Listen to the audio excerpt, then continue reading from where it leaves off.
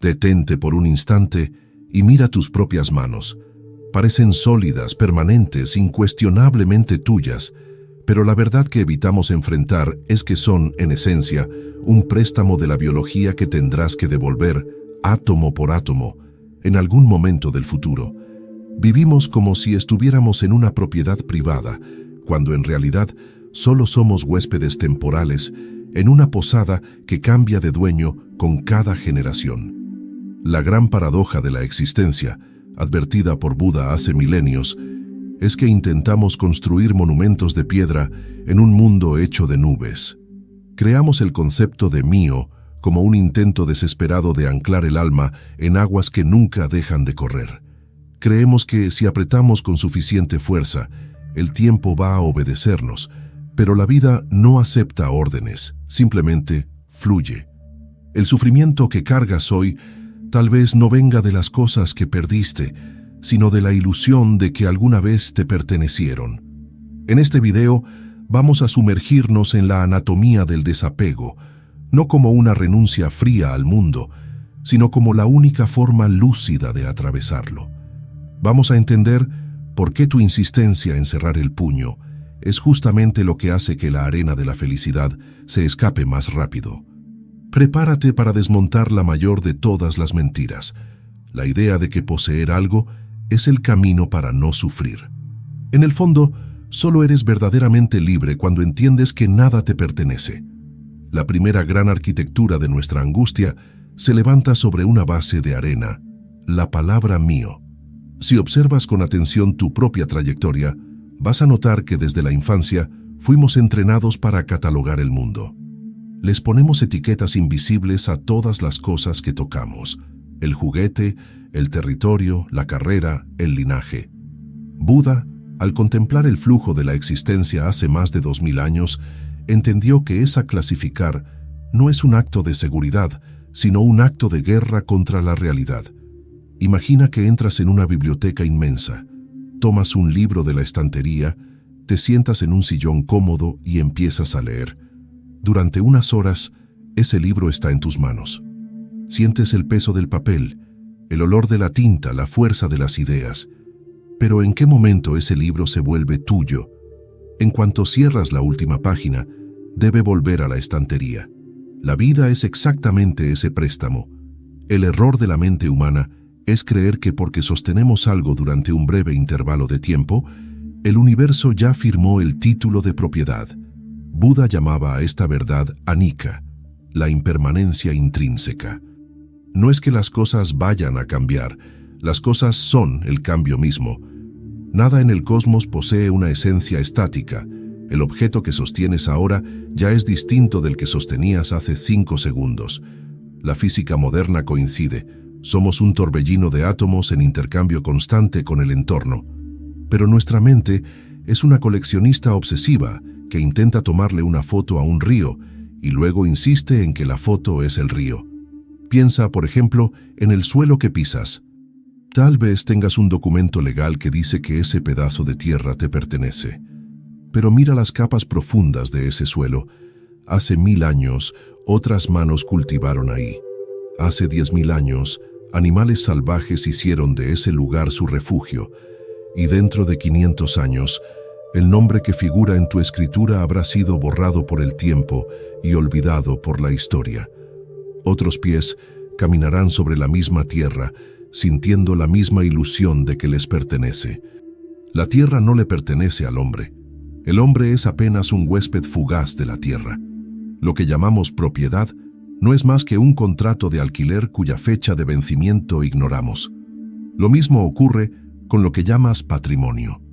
El dinero no es un objeto estático, es energía en movimiento. Fluye a través de ti como el agua fluye por una tubería. Llega para sostener una necesidad y se va para alimentar el ciclo de otro. En el momento en que intentas represarlo por miedo, el agua se estanca.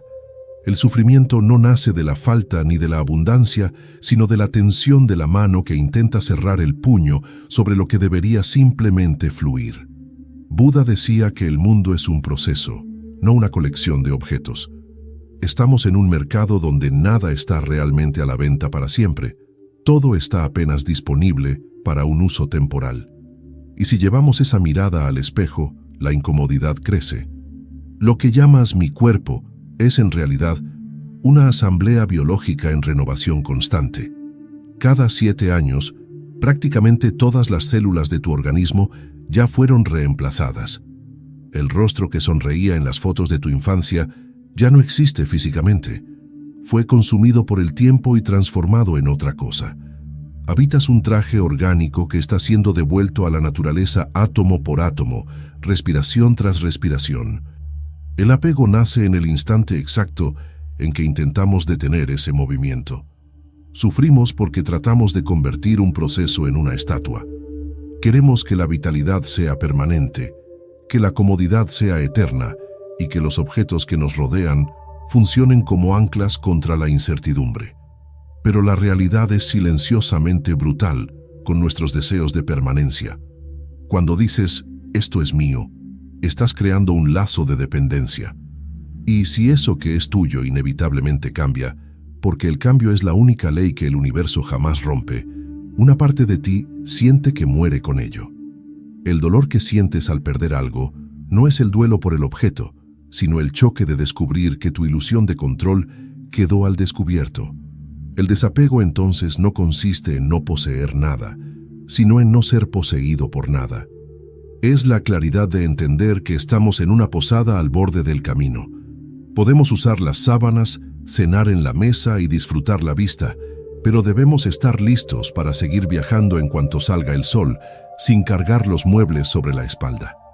Si desmontar la idea de la posesión material ya nos provoca vértigo, el siguiente paso de Buda nos lleva al terreno más sensible del espíritu humano, el territorio de los afectos.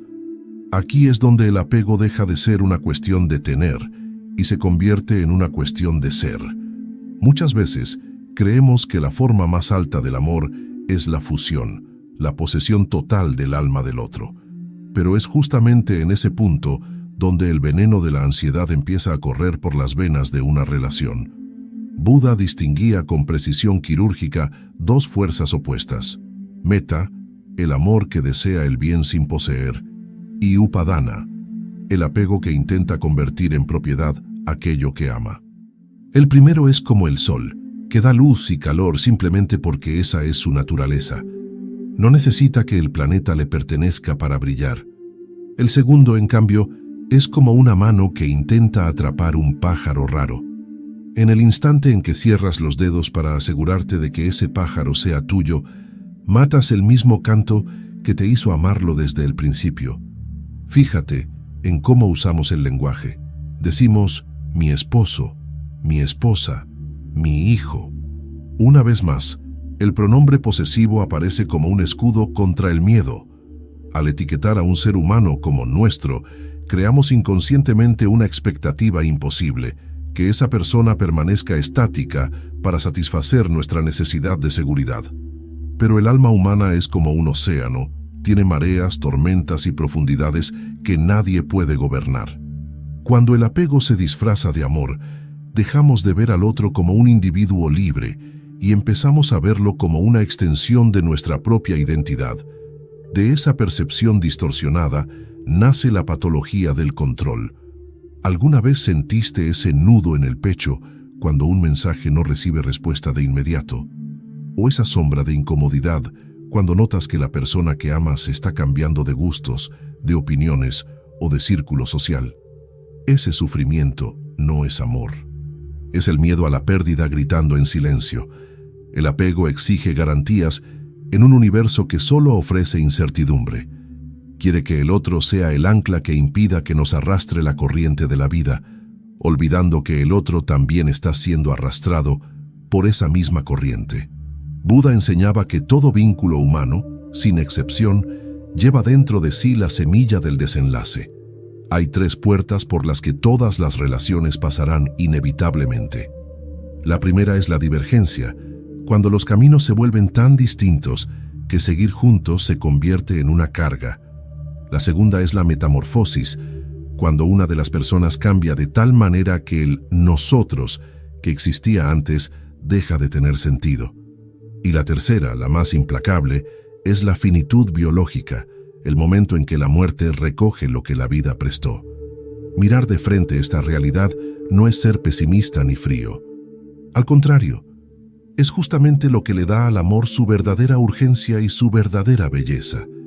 Si entiendes que la persona que tienes delante es un viajero que comparte contigo un breve tramo del camino y no una propiedad privada, la tratas con una reverencia mucho más profunda.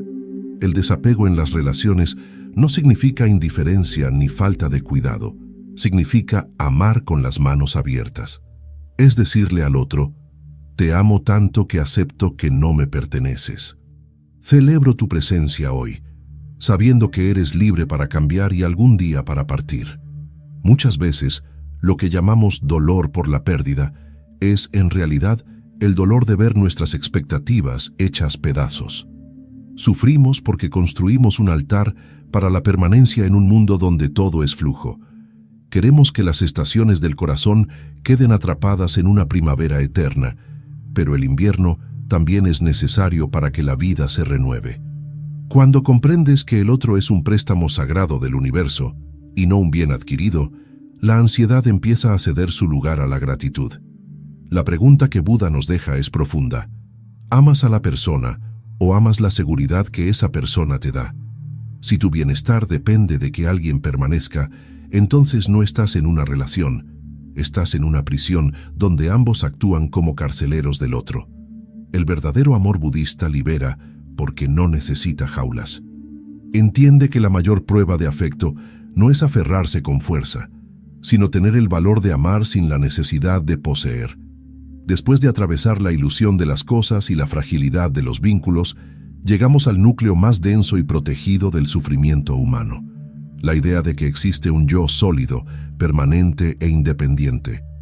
Si ahora mismo cierras los ojos y piensas en quién eres, tu mente proyectará una imagen, una biografía, un nombre y una serie de rasgos. Dirás: soy una persona resiliente, soy un profesional exitoso, soy alguien que no acepta el fracaso. Pero lo que Buda nos invita a ver es que esa identidad que defiendes con tanto fervor no es una roca, sino un caleidoscopio en rotación constante. Imagina un gran mosaico hecho con fragmentos de vidrio de colores. Desde lejos parece una imagen fija, pero si te acercas, verás que a cada segundo el viento mueve una pieza, la luz cambia el color de otra y el patrón nunca se repite. Pasamos la vida intentando pegar esos fragmentos para que la imagen no cambie jamás. Ahí nace el concepto de anatta, la doctrina del no yo. Buda enseñaba que eso que llamamos identidad es en realidad un flujo de 5 procesos en movimiento constante. El cuerpo, las sensaciones, las percepciones, los pensamientos y la conciencia. Mira a la persona que eras hace 2 décadas. Ese joven que tenía otros miedos, otras ambiciones e incluso otras células físicas, ¿sigue siendo tú? Si cada pensamiento que cruza tu mente en este momento es nuevo, y si cada emoción que sientes es una reacción temporal al entorno, ¿dónde reside exactamente ese yo permanente? La mente crea la ilusión de un centro para sentirse segura en medio del caos del cambio. El ego es como un personaje de teatro que empezó a creer que el guión es la realidad absoluta y que el vestuario es su propia piel.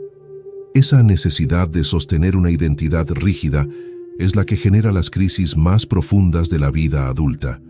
Sufrimos cuando la vida nos obliga a cambiar de papel.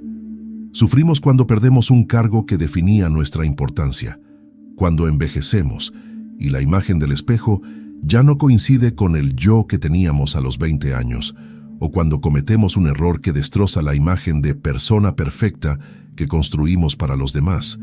La resistencia al cambio interno es un intento de congelar una cascada. Cuanto más intentas retener el agua, con más fuerza te golpea. El sufrimiento no viene de la transformación, sino de la ficción de que debería ser inmutable.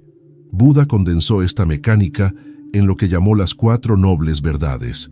Observó que el malestar fundamental de la existencia, el dukkha, nace de la distancia entre cómo es el mundo, fluido e impermanente, y cómo queremos que sea, estático y seguro. El sufrimiento humano es, en esencia, una cuestión de fricción. Imagina que intentas sostener una barra de hierro al rojo vivo. El dolor no está en el hierro ni en tu mano. El dolor está en el contacto forzado entre ambos. En el momento en que abres la mano y dejas caer la barra, la quemadura deja de alimentarse. Vivimos en un estado de vigilancia constante, tratando de proteger nuestra reputación, nuestro estatus y nuestras opiniones. Gastamos una cantidad inmensa de energía vital intentando demostrar que tenemos razón o que somos mejores, como si el reconocimiento ajeno pudiera darle sustancia a algo que, en el fondo, no la tiene. El miedo al fracaso, por ejemplo, no es otra cosa que el miedo a que nuestra construcción del ego quede expuesta como frágil. Pero cuando entendemos que el yo es un proceso en renovación constante, el miedo pierde su blanco. Si no hay una estatua fija que pueda ser derribada, el golpe del fracaso atraviesa el aire sin encontrar resistencia. El desapego más difícil y al mismo tiempo el más liberador es el desapego de uno mismo. Es la valentía de mirarte al espejo y decir, no soy mis logros, no soy mis traumas, ni siquiera soy este cuerpo que envejece. Soy el flujo de la vida ocurriendo ahora. Cuando dejas de intentar ser alguien fijo, por fin ganas la libertad de ser lo que el momento presente te pida. Dejas de ser prisionero de tu propia biografía y te conviertes en el movimiento mismo de la existencia. La paz que tanto buscamos no está en controlar la realidad, sino en rendirse a su flujo. El sufrimiento es la resistencia. La libertad es la fluidez. Cuando sueltas la cuerda de la identidad, no caes al abismo. Descubres que siempre supiste volar, pero estabas demasiado ocupado cargando el peso de quien creías que debías ser. Buda entendió algo que la mayoría nunca acepta. El sufrimiento no nace de la pérdida, sino del intento desesperado por impedir el cambio. El desapego no es alejarse del mundo, sino dejar de intentar poseerlo. Es amar sin atrapar, vivir sin exigir garantías y entender que nada de lo que pasa por tus manos fue hecho para quedarse en ellas para siempre. Ahora mira con honestidad aquello que más miedo te da hoy. ¿El dolor está realmente en la posible pérdida o en tu resistencia a aceptar que la vida sigue su propio curso? Si esa pregunta se quedó contigo, entonces este video cumplió su propósito. Porque la paz no empieza cuando todo deja de cambiar. La paz empieza cuando dejas de luchar contra el cambio. Si este video te abrió la mente y te hizo ver el apego de una manera distinta, deja tu like y suscríbete al canal, porque aquí no entregamos consuelo vacío. Entregamos ideas que liberan. Y para que yo sepa que llegaste hasta el final y de verdad entendiste la esencia de esta reflexión, comenta aquí abajo la frase, nada me posee. Quien escribe eso no solo está dejando un comentario, está asumiendo frente a sí mismo que empezó a soltar aquello que antes lo tenía atrapado.